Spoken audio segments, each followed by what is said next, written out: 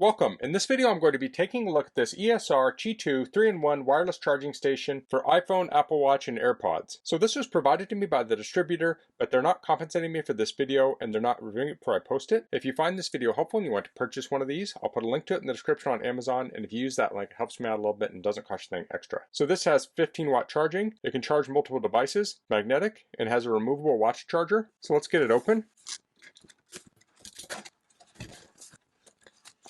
So here we have a manual. It says plug it into power, plug in the watch charger, place the watch in the back, the phone in the front, and the AirPods down below. Here's a breakdown of the components. This talks about the status light. When it's charging, it's on. When it's fully charged and standby, it's off. And if it's flashing, that means error detected. Here's the Apple Watch charger, and here's the main charger. Down here, this would be the power supply and the cable. Let's get the Apple Watch charger out. So that's here. We pull that off, that reveals the USB Type-C port. Peel off the plastic label, and that will plug in back here. Peel the plastic off there. So it comes with a USB-C to USB-C cable. And here's the power adapter. It's 33 watts. So it outputs 12 volts at 2.6 amps, 15 volts at 2 amps, 20 volts at 1.5 amps for 30 watts max. It says PPS 3.3 to 11 volts at 3 amps is 33 watts max. So PPS is programmable power supply. The power cord is around 5 feet, so I'll plug that back in here. Now if we look at the bottom of this, we have rubber pads. I'll plug that into the power.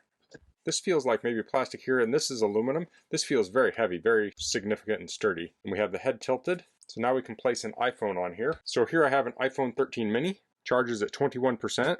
So I'll set it on there. And it grabs nicely, and now it's charging. So we can also turn this 90 degrees in horizontal mode. So maybe we're watching a movie. It automatically brought up Apple Standby, which is kind of a wallpaper kind of a widget thing. So that's nice. And we're currently charging at about 13 watts at the power adapter. So that will vary depending on the state of charge of the phone. So I'm cutting in here. I've left this on here a bit, and you can see it has ramped up the charging to 17.8 watts. Now there's some losses, so that makes me think this is actually charging at 15 with about 2 to 3 watts overhead. So then on the back side here, we can charge an Apple Watch. So I'll place that here, and now that's charging.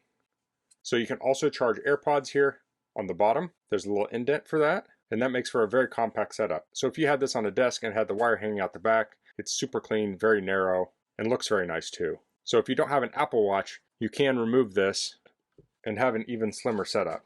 I'm guessing this would also fit in here, and we can charge that Apple Watch directly on the power adapter.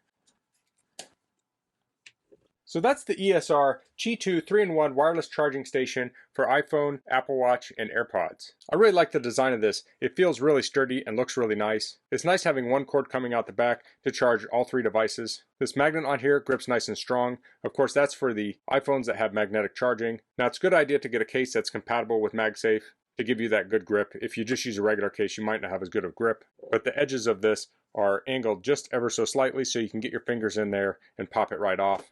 No problem. And then you have your Apple Watch off the back, kind of hidden out of the way, charging, and then when you need it, you can easily grab it. And that is magnetic too. This magnet may not be as strong, but I mean, it's holding it. That's not bad. See it? I can't get it to shake off, but it is keeping it on there. So if you're looking for a really high quality, sturdy charger for your iPhone, Apple Watch, and AirPods, I think this is a great option. That's all I'm going to cover in this video. If you have any questions, please leave them in the comments. If you liked this video, please click like. If you haven't subscribed to my channel, I'd appreciate it if you could do that. Thanks for watching. Until next time, goodbye.